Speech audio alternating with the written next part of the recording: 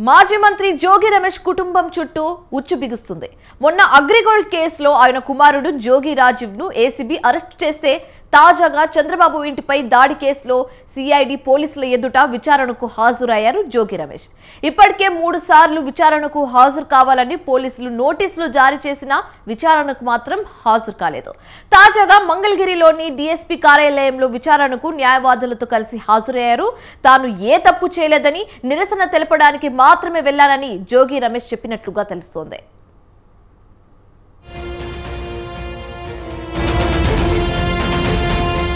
మూడేళ్ల క్రితం ఉండవల్లిలోని చంద్రబాబు ఇంటిపై జరిగిన దాడి కేసులో జోగి రమేష్ పోలీసు విచారణ ముగిసింది. 4 రోజుల నుంచి వాయిదాలు వేస్తున్న జోగి రమేష్ పోలీసుల వార్నింగ్తో ఎట్టకేలకు మంగళగిరి డీఎస్పీ ఆఫీసులో విచారణకు హాజరయ్యారు. దాడి రోజు జోగి రమేష్ వినియోగించిన సెల్ ఫోను, వాహనాల వివరాలను పోలీసులకు అందజేశారు.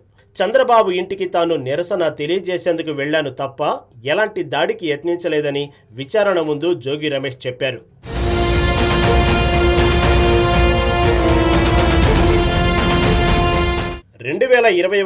సెప్టెంబర్ 17న ఉండవల్లిలోని చంద్రబాబు ఇంటిపైకి జోగి రమేష్ తన అనుచరులతో కలిసి దాడికి వెళ్లారు. అడ్డుకున్న తెలుగుదేశం పార్టీ శ్రేణులపైన దాడికి తెగబడ్డారు. అయితే ఈ ఘటనలో ఇరు వర్గాలపైన పోలీసులు కేసు నమోదు చేశారు. ఈ కేసులకు సంబంధించి అప్పట్లో తెలుగుదేశం పార్టీ నేతలను అరెస్టు చేసిన పోలీసులు వైసీపీ నేతల జోలికి మాత్రం వెళ్లలేదు.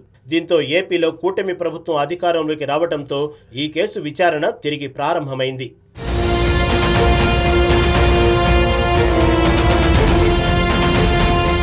అయితే తనను అరెస్టు చేసే అవకాశం ఉందని భావించిన జోగి రమేష్ ఇదే కేసులో ముందస్తు బెయిల్ కోసం హైకోర్టులో పిటిషన్ వేశారు. ముందస్తు బెయిల్ గడువు జూలైలోనే ముగిసింది. దీంతో విచారణకు రావాల్సిందిగా పోలీసులు జోగి రమేష్కు నోటీసులు ఇచ్చారు. ఇక తాజా విచారణ అనంతరం జోగి రమేష్ ఈ కేసుపై స్పందించారు. కేవలం నిరసన తెలిపేందుకు మాత్రమే తాను చంద్రబాబు నివాసం వద్దకు వెళ్లానని చెప్పారు. రాష్ట్రంలో రెడ్ బుక్ రాజ్యాంగాన్ని అమలు చేస్తున్నారని విమర్శించారు. ఎన్ని కేసులు పెట్టినా భయపడే ప్రసక్తే లేదని చెప్పారు. తనపై చంద్రబాబు కక్ష సాధింపులకు దిగారని, అందుకే తన కుమారుడిని కూడా అక్రమ కేసులు పెట్టి అరెస్టు చేశారని ఆరోపించారు. చంద్రబాబు నాయుడు గారింటికి నిరసన తెలియజేయడానికి ఎందుకు వెళ్ళాము? అయ్యన్న పాత్రుడు అనే వ్యక్తి జగన్మోహన్ రెడ్డి గారు, ఆనాటి ముఖ్యమంత్రి జగన్మోహన్ రెడ్డి గారిని ఉద్దేశించి అమ్మనాబూతులు, అసభ్యంగా సభ్య సమాజం తలదించుకునే విధంగా మాట్లాడిన భాషకి మనస్తాపం చెంది చంద్రబాబు నాయుడు గారి దగ్గరికి వెళ్ళాలా, చెప్పాలా? చంద్రబాబు నాయుడు గారికి 40 సంవత్సరాల రాజకీయ అనుభవం ఉంది. ఇటువంటి వ్యక్తుల్ని కంట్రోల్ చేస్తే రాజకీయ వ్యవస్థగా మారిద్దామనే ఉద్దేశంతో అక్కడికి వెళ్ళడం జరిగింది. అక్కడే నా మీద దాడి చేశారు. ఆ కారు బంగలు కొట్టారు, మా వాళ్ళు కొట్టారు. ఎన్ని కూడా లైవ్లో అందరూ కూడా చూసి నక్కన సచ్చాలే కదా. ఇప్పటికీ చెప్తా ఉన్నా చంద్రబాబు నాయుడు గారు, మీ ఇంటి మీదకి వచ్చింది మీకు నిరసన తెలియజేయడానికి మాత్రం తప్ప జోగి రమేష్ ఎటువంటి తప్పు చేయడు. అయితే ఏపీలో రెడ్ బుక్ రాజ్యాంగం అమలు చేస్తున్నారని జోగి రమేష్ చేసిన వ్యాఖ్యలపై మంత్రి లోకేష్ స్పందించారు. చట్టాలను ఉల్లంఘించిన వారిపై తప్పకుండా చర్యలు ఉంటాయని మరోసారి క్లారిటీ ఇచ్చారు. గత ప్రభుత్వంలో చట్టాలను ఉల్లంఘించి టీడీపీ కార్యకర్తలను, ప్రజలను ఇబ్బంది పెట్టిన వాళ్లని వదిలిపెట్టనని వార్నింగ్ ఇచ్చారు.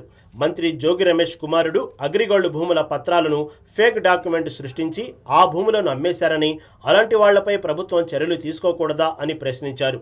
భవిష్యత్తులో ఇసుక పాలసీ, లిక్కర్ స్కామ్పై కూడా చర్యలు తీసుకుంటామని లోకేష్ క్లారిటీ ఇచ్చారు. ఎవరైతే చట్టాలు ఉల్లంఘించి కార్యకర్తల్ని, ప్రజల్ని ఇబ్బంది పెట్టారో వాళ్ళని నేను వదిలిపెట్టాను అని స్పష్టంగా హామీ ఇచ్చాను. జోగి రమేష్ గారు అబ్బాయి ఏం చేశాడో ప్రజలు తెలుసుకోవాలి.